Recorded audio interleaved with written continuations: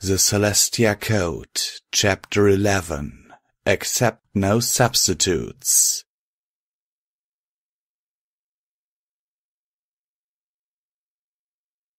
Well, I said, looking to the west where the sun was nearing the horizon. General, will we have the pleasure of your company tomorrow?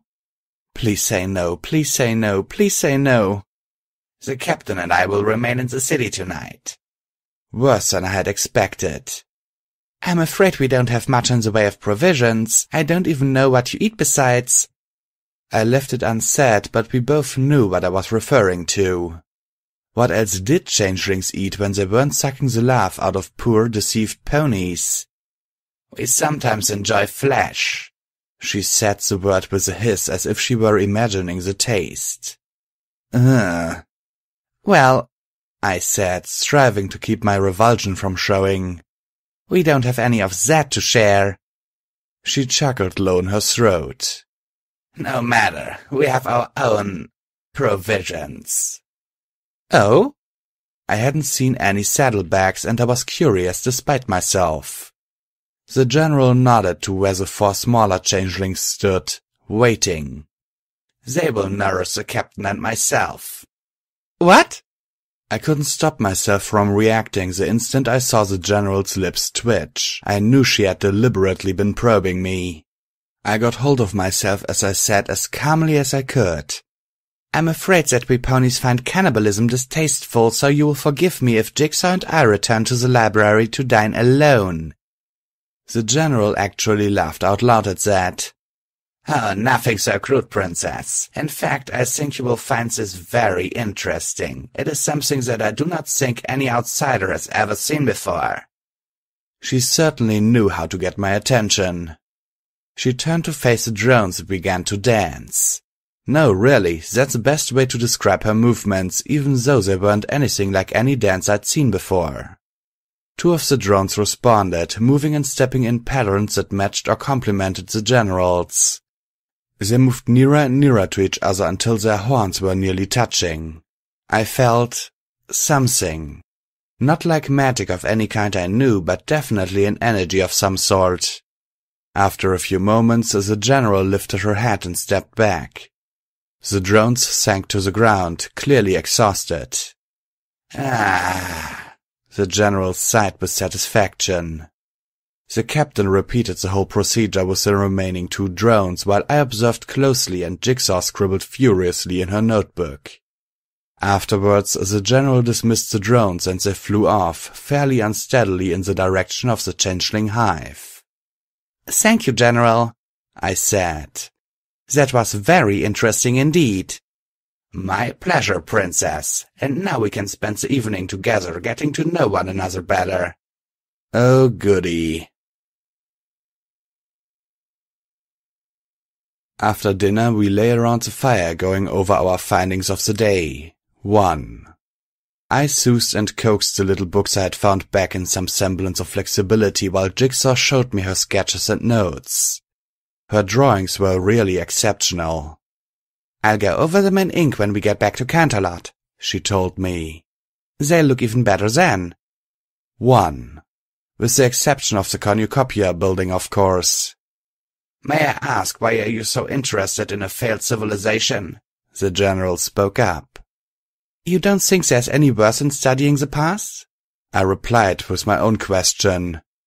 We have our traditions, she said. Stories of past victories, of tactics and tricks that have served well. Such things are worth remembering. But the ponies of this place were failures. They died out or fled. What can you learn from such as they? I bit my lip for a moment. I had to force myself not to go into my standard tirade about the value of all knowledge. If we discover why they failed, it might help us to avoid making similar mistakes. The general considered that for a moment. She motioned at the books in front of us. Statues, old walls, and trash will tell you that.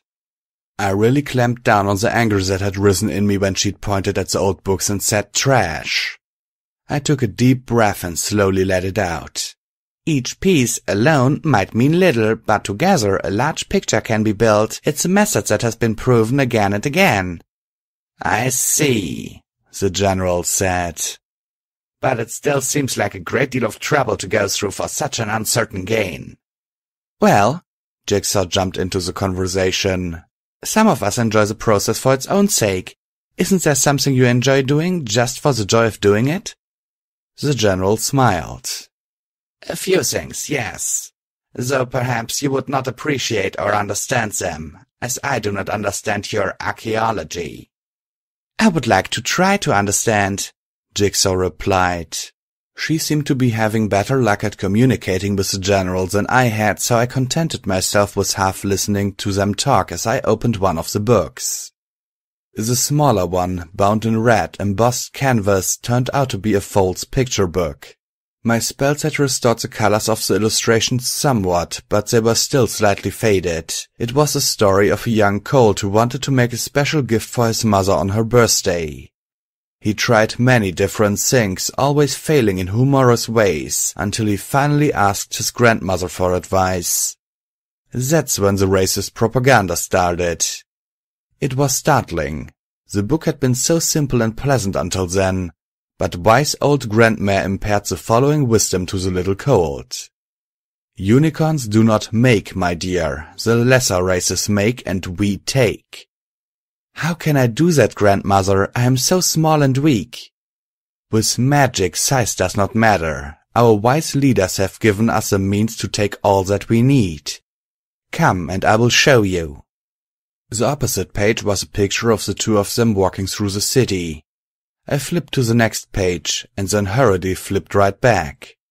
I looked up, but Jigsaw and the general were still deep in conversation and hadn't seen the cartoony, unmistakable picture of the interior of the cornucopia building. I needed to get rid of the changelings. I set the book aside, yawned and stretched. Oh my, I'm pretty worn out from all the excitement today. I'm sure the rest of you are tired too. Shall we turn in? They all looked at me, Jigsaw with a puzzled expression. Okay, so I'm not the most convincing actor in Equestria. I hurried on. General, I sure you won't take it amiss if I put up shields as I usually do. I'll be using a double enclosure technique, which will take up quite a bit of room, so you may find it more comfortable outside. Yes, it was pretty lame. But I was improvising on the spur of the moment. Even if the general didn't believe me, I hoped she'd take the hint that the ponies needed some alone time. What I didn't expect was that Jigsaw would be the one to object. You can set the shields to let me in, right? Because I'd kinda like to keep talking with the general for a while. Jigsaw flicked the big buck a look and then stood up. We can go outside so we won't disturb you, maybe walk around a little. I was stunned.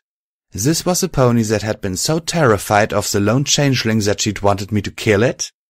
She was seriously proposing to take a casual stroll around the dark ruins with one of Chrysalis's chief thugs? I was speechless for a moment and then, I don't, do you really think that's a good idea? Jigsaw bit her lip and looked away for a moment. Yes, I think so. They're not like us, Twilight, but they're not stupid. The general would have nothing to gain by harming me. Before I could reply, the general stuck her own oar in. What she says is true. I would give you my word, but we both know my word is worthless.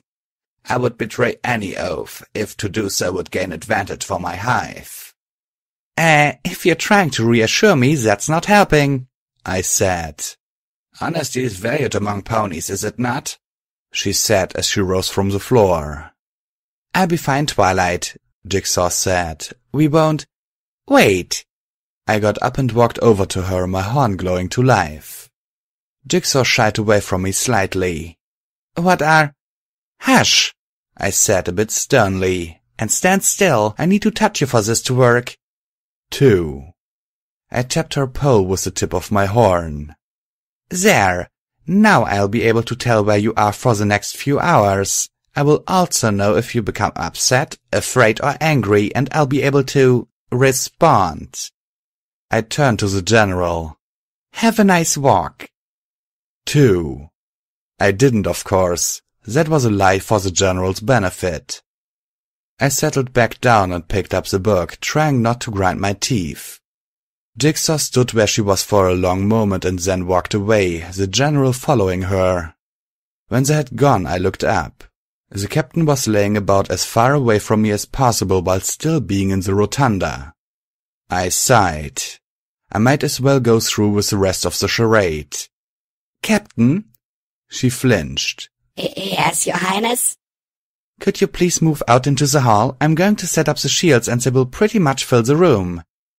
She scrambled up and darted through the doorway. Out of the light of the fire I could see only the eerie blue of her eyes in the darkness. I felt a little guilty for causing such fear in her, but I guess that was the whole point of my demonstration, wasn't it? I couldn't have it both ways. I shoved aside the growing fear that I was messing up the whole expedition somehow and began raising the shields. Precision work was even better than deep breathing exercises for calming me down. I wove in the exception, 3, specifying a female unicorn, which might have been too particular, but it took more concentration, which was good for me right then. 3. A matrix designed by my BBBFF, by the way.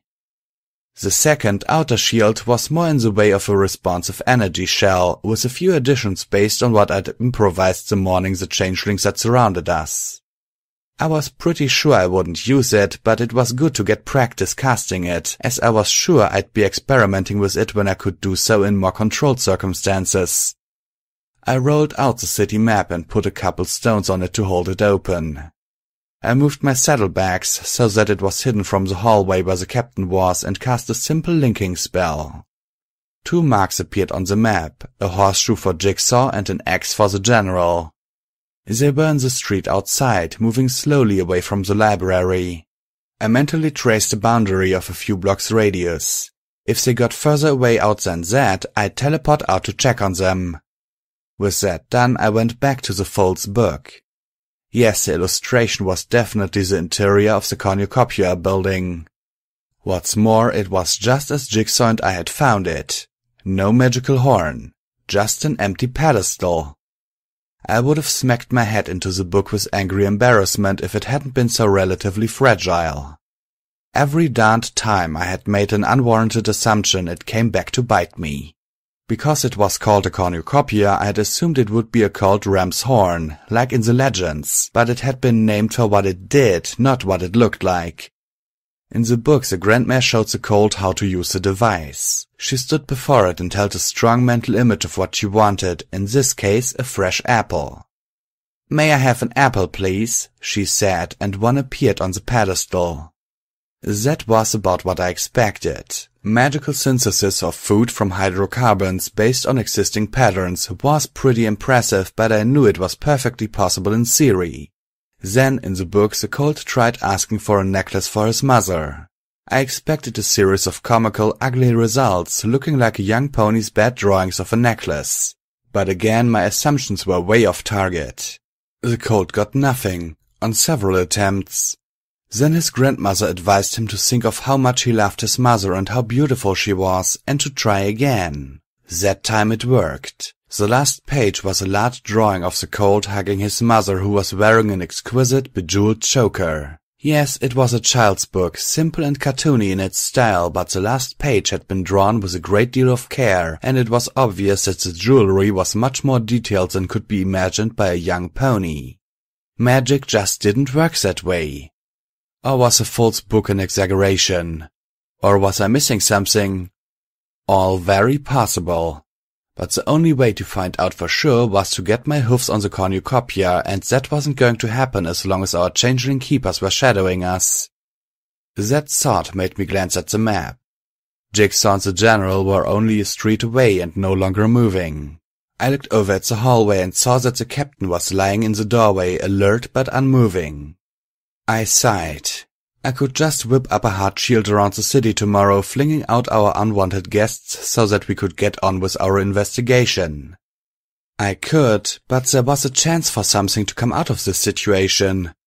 An understanding, maybe an alliance. Whatever it might be, it would be worth a little, 4. Frustration, even if just for the outside possibility. 4. Okay, a lot.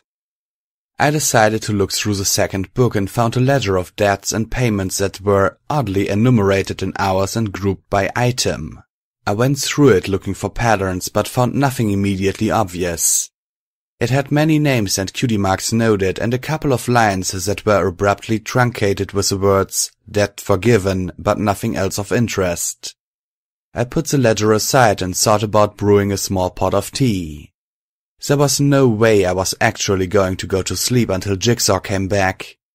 I glanced at the map again. They hadn't moved. Well, maybe just a little. The horseshoe and the X were nearly overlapping. I squinted at the map thoughtfully. No signal had come from the trace I had put on Jigsaw that would indicate she was fearful, but there was something there.